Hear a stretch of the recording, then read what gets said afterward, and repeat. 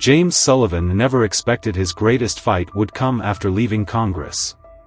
He had spent years battling legislation, debating policies, and negotiating deals behind closed doors. But nothing, not the relentless political attacks, not the pressure of Capitol Hill, had prepared him for the war he was about to fight in his own neighborhood. And all because of his service dog, Max. He had chosen Oak Ridge Estates for one reason: peace. After years in Washington and a lifetime of public scrutiny, he wanted a quiet, normal life.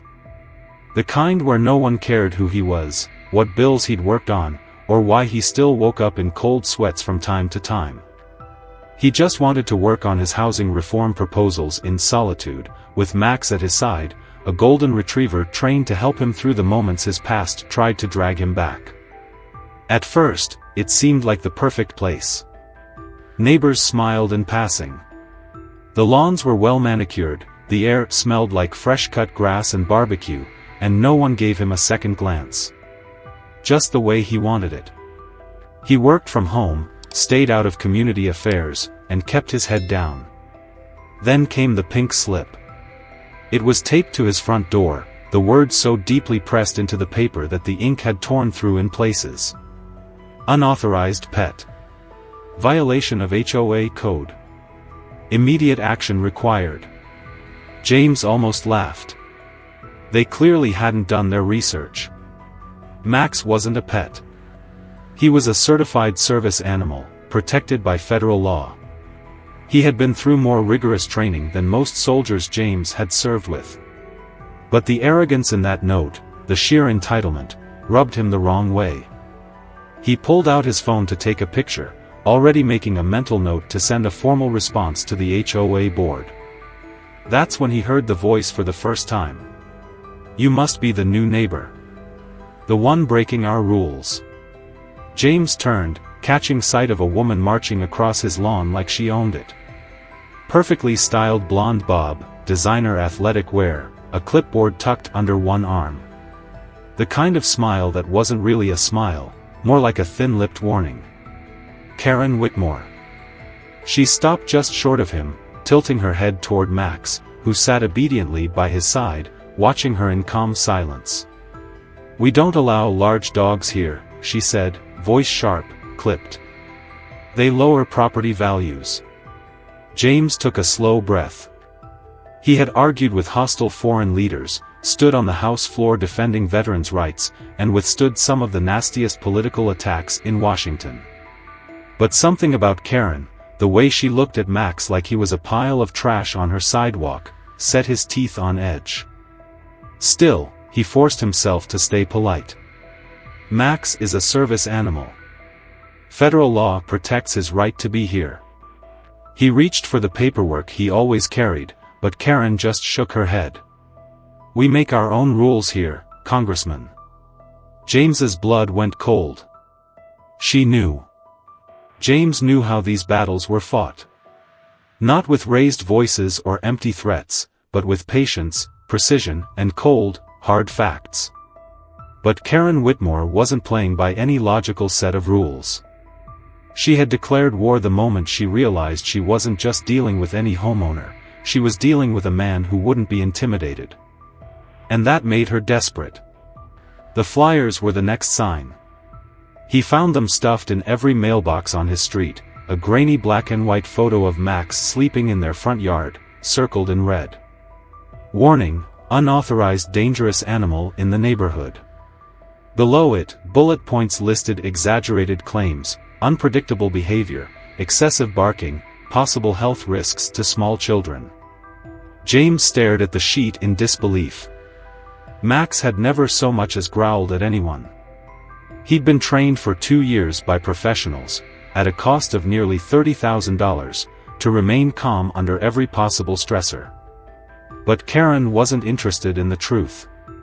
She was playing on fear, planting seeds of doubt in the minds of their neighbors. And for some, it worked. A few doors down, the elderly Porter couple, who had once given him a friendly wave in passing, now crossed the street when they saw him walking Max. The Watsons, who had kids around the age of 10, pulled them inside when he passed their driveway. James didn't react. He filed it away, adding it to his growing folder of evidence. Because Karen wasn't just harassing him, she was breaking federal housing laws. And he was going to make sure she learned that lesson the hard way. But then, things escalated. Security footage from the next morning showed Karen's teenage son, Ethan, sneaking onto his lawn, looking over his shoulder anxiously before dumping something on the grass. Dog waste. James watched the footage in cold silence. The boy wasn't bold, he was nervous, hesitant. And just before he turned to run, he mouthed something to the camera. "I'm sorry." Karen had forced him to do it. That much was clear. That same morning, an official letter from the city's animal control office landed in James' mailbox. It stated that multiple complaints had been filed regarding Max's aggressive behavior, and that under community safety regulations, he would need to surrender him for behavioral assessment within 48 hours. Failure to comply would result in forced removal. James' heart pounded as he gripped the paper. He had never received a single warning. Not one documented complaint. He already knew who was behind it. James stormed down his driveway, letter in hand, and found Karen standing outside, watering her prize-winning roses. She barely glanced at him. "This is harassment," James said, voice steady, calm, the same tone he used when dismantling opposition arguments in congressional hearings. "You filed false complaints with the city." Karen turned, tilting her head in that same smug, entitled way. "Maybe Max just isn't suited for this neighborhood." She let out a light, mocking laugh. "Perhaps you'd be happier somewhere less exclusive?" James took a slow breath, forcing himself to remain still. She was testing him, waiting for him to snap, to give her something she could use against him. But she had miscalculated. He didn't just fight his battles. He won them. "I have an emergency court injunction preventing Max's removal," James said, pulling out his phone and showing her the approval email from his legal team. "Animal control is now under investigation for unethical interference. You might want to call your contact and tell them to lawyer up." Karen's expression finally wavered. A flicker of something, nervousness, doubt, passed over her face before she masked it again. "Oh, Congressman," she said, voice saccharine, mockingly sweet. "You think you're so clever. But you'll see." She smiled, tilting her chin up. "This isn't over." James watched her go, then pulled out his phone and dialed a number he hadn't used in a long time. "Sandra," he said when his chief of staff picked up. "I need you to start pulling records on Oak Ridge Estates HOA. All of it." Because Karen Whitmore had just made the biggest mistake of her life. She thought she was untouchable. But James Sullivan had spent his career exposing corruption. And now, she was Exhibit A. James arrived at the HOA meeting with Max at his side, his congressional instincts kicking in as he took in the room. The air was thick with forced politeness, the kind that barely masked the tension underneath. Karen sat at the front, arms crossed, lips pursed, like she had already declared victory. Next to her, Maggie Caldwell, the HOA president, was flipping through a stack of papers, pretending to be uninterested. But James knew better. The meeting started like a scripted performance. Maggie cleared her throat, tapping a perfectly manicured nail against her clipboard. "Before we begin, I want to remind everyone that we maintain high standards in Oak Ridge Estates. Recently, there have been concerns about property values." James had spent years in politics. He knew what that meant. "We don't want you here." Karen jumped in immediately, waving a printed report. "I have documented evidence that this dog," she spat the word like it was something dirty, "has been causing disturbances. Urinating on lawns, frightening children, ruining our community atmosphere." She turned to James, her eyes gleaming with false sympathy. "James, I'm sure you understand how difficult this is for all of us. Perhaps a neighborhood more accommodating would be a better fit?" James let the silence stretch. He could feel every eye in the room shifting between them. Some neighbors looked uncomfortable, others nodding along with Karen, eager to believe whatever narrative she was spinning. But James had come prepared. Max is a certified service dog. His voice was steady, measured, controlled. Under federal law, your personal preferences don't override his legal right to be here. Karen rolled her eyes. Oh, please. Federal law? This is a private community. We have our own rules. James smiled. Funny you should say that. He turned to the projector screen, connecting his laptop. The screen flickered to life, displaying a full list of Oak Ridge Estate's property values over the last 2 years. Contrary to what you're claiming, James continued, scrolling through the data, property values have actually increased by 12% since I moved in. The only property that dropped significantly? Yours, Karen. Karen's face flushed. Why is that? James mused, clicking to a highlighted section of the report. Oh. It appears that your illegal pool installation cracked your neighbor's foundation. That repair estimate alone has lowered your home's value. Not Max. A few murmurs rippled through the crowd. James could see some of the HOA's loyal supporters shifting uncomfortably. They hadn't expected him to fight back with facts. Karen slammed her hands down on the table. That's completely false. James pulled up satellite imagery of the neighborhood, zooming in on Karen's property. The damage was clearly visible. Oh, and while we're talking about unauthorized modifications, James switched slides, now displaying Maggie Caldwell's property. I took the liberty of reviewing recent land assessments. Maggie, did you know your fence extends 3 feet onto public land? That's why the city keeps citing me for letting Max off leash.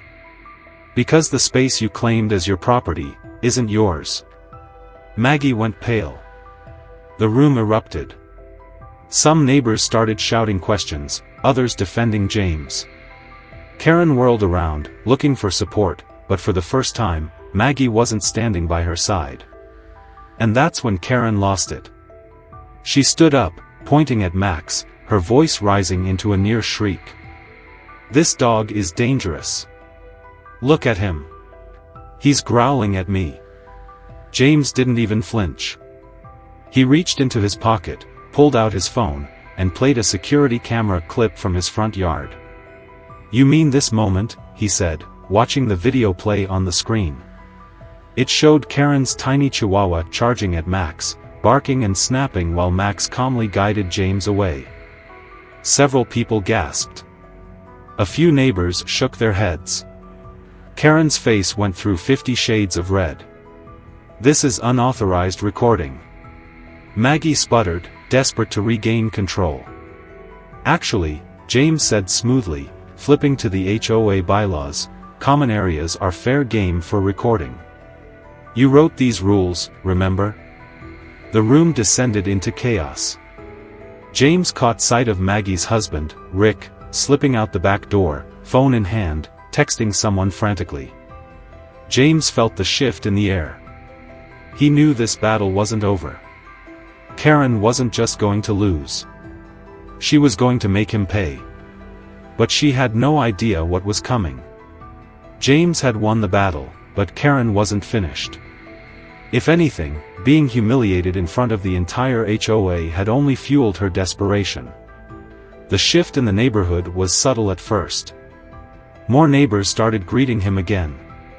The elderly couple down the street, the Porters, who had once avoided him, now gave him a quiet nod as they walked past. A few "no pets allowed" signs started disappearing from yards. He could feel the tides turning. Karen must have felt it too, because she escalated. A week after the HOA meeting, James woke up to another violation notice on his door. This time, it wasn't about Max. It cited a series of structural violations on his home. His mailbox was the wrong color. His fence was 2 inches too high. His garden gnome wasn't HOA approved. James let out a breath, shaking his head. It was pathetic. Karen and Maggie were grasping at anything, trying to force him out. But he had already anticipated this. He called his lawyer. Within 48 hours, he had a court order halting any HOA enforcement until the city could conduct a full legal review. They couldn't touch him. Not legally. So they turned to something worse. It was a quiet Sunday morning when James stepped into his backyard with Max. The air was crisp, dew still clinging to the grass. It was one of those rare moments of peace, before everything shattered. A rustling sound. A voice, low, hushed, coming from behind the fence. "Are you filming this?" Karen's unmistakable whisper. James sighed, glancing at Max, who was already alert, ears perked. Another petty attempt to stir trouble. He ignored it, focusing on Max's training exercises. Balance. Guidance. Grounding. These were the moments that made all the fights worth it. Then, footsteps. Heavy ones. James turned just as Rick Caldwell emerged from behind Karen's garage. His face was flushed, his hands tense at his sides. But it wasn't Rick that stopped James cold. It was what he was holding. A gun. James' entire body went still. His instincts kicked in immediately: assess, de-escalate, control. "Rick," James said evenly, hands raised just slightly. "Think carefully about what you're doing." Behind the fence, Karen let out a sharp, triumphant laugh. "This is neighborhood security, Congressman." Max didn't move. Trained to remain still in moments of danger. His golden fur barely shifted in the morning breeze. James could see Rick's grip tightening. Could see his hands shaking. Then, a loud bang. James didn't even register it at first. Max let out a single, sharp yelp. Then he crumpled to the grass. For a moment, there was silence. Then Karen shrieked, self-defense. He was attacking. We all saw it. James dropped to his knees, his hands pressing against Max's fur, warm, wet, red. His brain locked between training and raw, blinding rage. Neighbors rushed from their homes. Some screaming. Others pulling out their phones. Rick froze, realization dawning in his eyes. He looked at the crowd, at the camera lenses pointed directly at him, and then at James. Karen was still talking. Still trying to spin it. "You all saw. The dog was aggressive." James lifted his head, staring her down. And then, calmly, coldly, he reached for his phone. "Sarah," he said, voice steady despite the chaos, despite the blood soaking through his fingers. "I need you to call the legal team. Now." Karen gasped. Because that was the first moment she truly realized who she had been messing with. James sat in the emergency vet's waiting room, Max's blood still staining his shirt. Every second that passed felt like a hammer driving deeper into his skull. He had seen men die.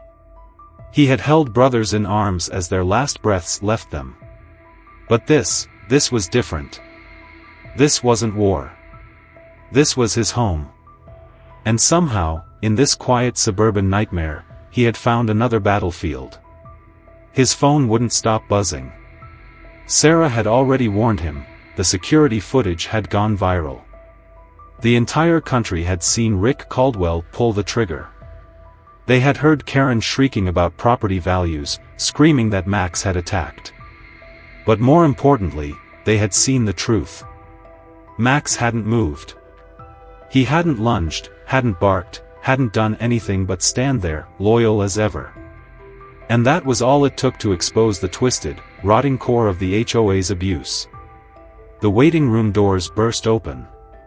Maggie Caldwell stormed in, phone clutched in one hand, her carefully crafted mask of composure crumbling.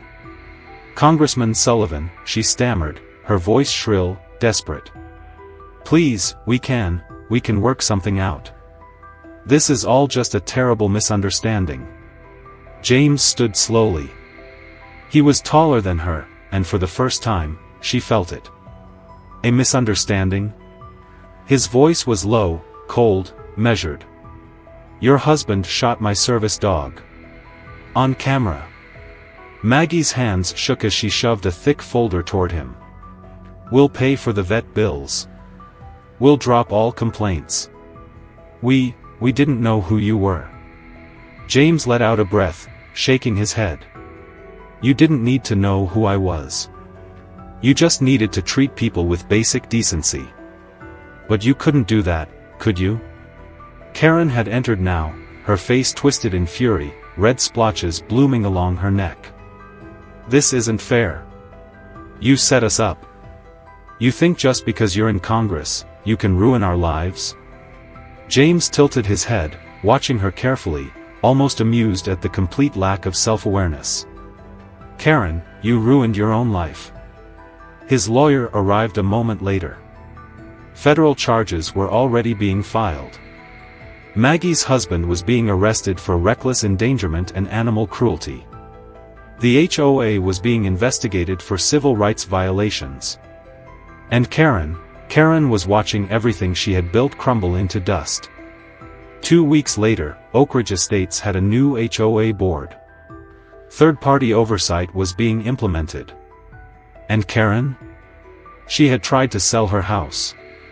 But word traveled fast. Nobody wanted to live in the home of the woman who shot a congressman's service dog. James sat on his porch, watching Max take his first slow, unsteady steps after surgery. He still limped, and maybe he always would. But he was here. He was alive.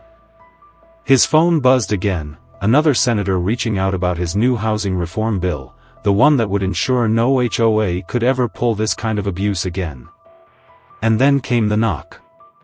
James stood, crossing the room to the front door. When he opened it, a certified letter sat on his doorstep. From Karen's lawyer.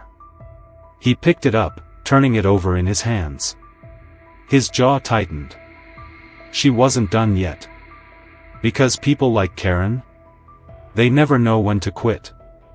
Have you ever felt powerless against HOA, or Karen, rules? Share your experiences below, let's see who had it worse.